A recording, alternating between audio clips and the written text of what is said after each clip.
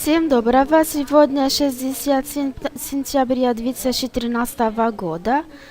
Курс золота доллара США резко ступил, чтобы достичь указанной цели, а вчера поднял до 1332 и 1332,65 за уницу, что мы обычно упоминали в нашем прогнозе на прошлой неделе.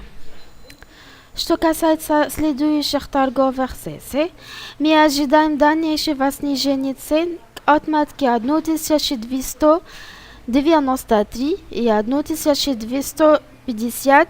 В качестве общей тенденции золото будет оставаться медвежьим.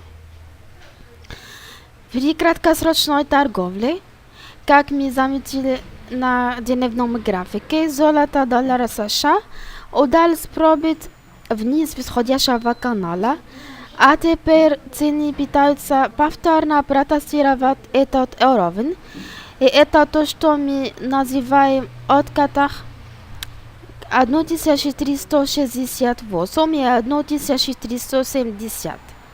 И этот рост является просто шагом коррекции вверх, чтобы подтвердить медвежий тренд.